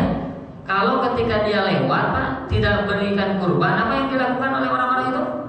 Dibunuh. Artinya Pak, dalam bab tauhid ini harus siap mati untuk apa? Tauhid. Harus siap mati dalam bab membela apa? Tauhid. Siap meninggal. Kenapa? Karena inilah nanti yang Allah janjikan berupa apa? Surga, berupa kebahagiaan yang sebenarnya kebahagiaan. Itu yang pertama. Yang kedua Bapak Ibu yang semoga Allah muliakan ya, bahwasanya tadi saya sampaikan dunia ini Pak, kadang senang kadang susah. Betul ya? Tidak ada yang susah selamanya, tidak ada yang senang seterusnya. Jadi insya Allah ketika kita ada masalah, ketika kita mendapatkan ketidaktenangan begitu ya, justru harus kembali kepada siapa? Allah, dengan tidak berbuat syirik dan tidak melanggar perintah Allah apapun itu. Nah ini Pak, kebanyakan mohon maaf ya Pak ya, banyak orang Pak mohon maaf ya dulu ya, kalau sekarang mah sarua sih banyak ya Pak ya. Dulu Pak, ketika mereka dalam keadaan miskin, orang-orang dalam keadaan miskin, akhirnya mereka melakukan apa? Nyegik, apa nyegik teh? Ngeprek ya. Mereka melakukan apa? Pesugihan. Mereka munjung kan gitu ya, bahasa kita munjung, mujago ini, mujago itu, datang ke dukun ini, datang ke dukun itu. Maka bagi orang yang beriman lah, tidak pernah melakukan yang seperti itu. Kenapa? Karena itu menjerumuskan kita ke dalam neraka jahanam ya, berat.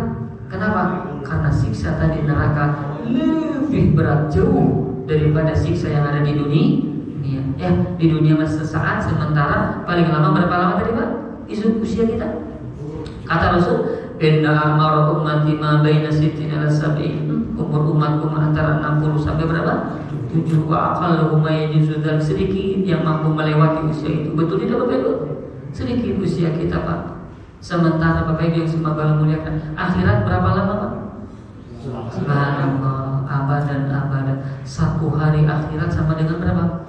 1000 tahun di dunia. Maka jangan, apa kata para ulama, jangan pernah gadaikan kebahagiaan akhirat dengan kebahagiaan di dunia yang hanya Pak?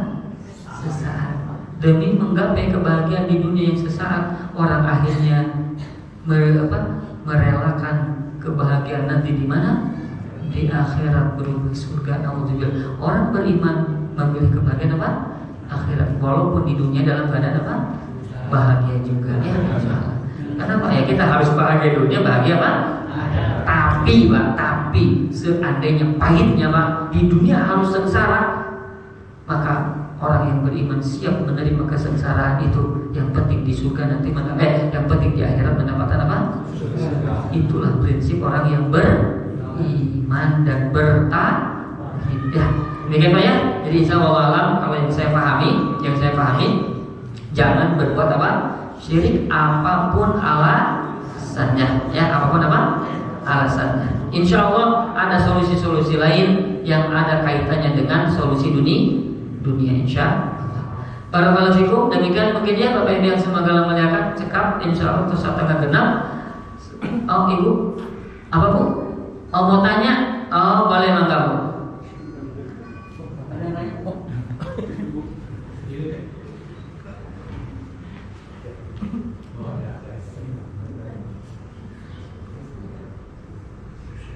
Bismillahirrahmanirrahim. Afwan Ustadz, ada pertanyaan satu lagi. Jazakallahu khair wa barakallahu fikum untuk ilmunya. Ini pertanyaannya mengenai syirik Ustadz. Kalau ada seseorang dahulunya pernah berbuat syirik, contohnya ke dukun. Saat berbuat itu beliau menyadari bahwa itu adalah dosa, tapi tidak mendalami bahwa itu dosa yang sangat besar dan akan menjerumuskannya terus di neraka. Nah, pada saat setelah lama orang itu mengetahui bahwa ternyata ini adalah dosa yang sangat besar dan beliau benar-benar ingin bertaubat, apakah bisa diampuni oleh Allah Ustaz, dan amalan apa yang bisa membuat hamba itu diampuni oleh Allah atas dosa syiriknya itu? Masya Allah. Barakallahu fiik Ibu. Tapi Bapak Ibu yang semoga muliakan, yang dimaksud tadi Allah tidak akan mengampuni dosa orang yang berbuat syirik, alladzi mata ala syirkihi, yaitu yang mati dalam kesyirikan. Paham ya Bapak Ibu ya? Kalau orang itu masih berbuat syirik, kemudian ternyata dia meninggal dunia, berarti mati dalam apa? Kesyirikan. Nah, maka orang seperti itu tidak akan diampuni. Adapun orang yang dahulunya dia pernah melakukan ABCD, mohon maaf ya, bahkan yang misalnya naudzubillah sampai berbuat munjung, muja, nyegik, misalnya naudzubillah melakukan sesajen ini, nyembah kuburan, nyembah itu dan sebagainya, tapi ternyata tahu itu adalah perbuatan syirik, kemudian dia tinggalkan, dia fokus kepada agama, insya Allah itu akan Allah ampuni. Yang dimaksud tidak diampuni adalah yang tidak bertaubat, ya, yang mati dalam perbuatan apa? Syirik, terus saja melakukan perbuatan syirik, maka dia tidak diampuni. Adapun yang tadi ditanyakan itu sudah masa lalu, insya Allah Allah Maha Pengampun, insya Allah. Allah Maha Pengampun, Allah Maha Penyayang, Allah akan menerima taubat orang-orang yang mau bertobat. Nah, gimana amalannya? Perbanyak amalan-amalan yang biasa dilakukan dan diperintahkan oleh Nabi SAW, terutama amalan-amalan yang berkaitan dengan sunnah ya, misalkan apa tadi, sholat sunnah, saum sunnah dan sebagainya yang orang itu jarang dilakukan. Kalau orang wajib kan udah biasa ya, sholat wajib ini. Oh yang jarang dilakukan tadi sholat sunnah, sholat tahajud, saum sunnah, kemudian tilawatul Quran, kebanyakan orang tinggalkan itu. Nah kemudian yang paling penting di antara taubat kita adalah apa? Banyak berdakwah orang agar menjauhi perbuatan apa? Syirik. Artinya apa? Ibu pernah ngirim punya teman, aduh dulu ini saya mah dengan si ibu ini nih, saya dulu dengan si ini nih, kita berbuat syirik. Nah, sampaikan, dakwahi agar mereka pun menjauhi perbuatan apa? Syirik. Paham maksudnya ibu ya? Jadi artinya misalnya kita punya teman nih dulu sama-sama berbuat syirik, gitu ya. Sekarang kita sudah tobat. Nah, ajak teman itu untuk berbuat apa? taubat kepada Allah. Begitu Ibu ya. Nah itu insya Allah akan cepat menambah timbangan amalan soleh kita di sisi Allah Subhanahu wa Ta'ala ya. Cukup mungkin ya Bu ya. Wallahualam Bapak Ibu, demikian yang bisa disampaikan, benar dari Allah Ta'ala, salah dari saya dan dari Syekh, semoga Allah ampuni. Barakallahu fikum wa jazakumullahu khairan. Aqulu qouli hadza wa astaghfirullah li wa lakum. Saya kembalikan kepada Bapak DKM tadi yang sudah membuka untuk menutup acara ini sekaligus membereskan yang kotor-kotor ya. Barakallahu fikum. Assalamualaikum warahmatullahi wabarakatuh. Waalaikumsalam warahmatullahi wabarakatuh. Syukran jazakallahu khairan Ustaz. Barakallahu fikum. Oke, ada. Oke. Sekian Bapak Ibu sekalian, Ustaz.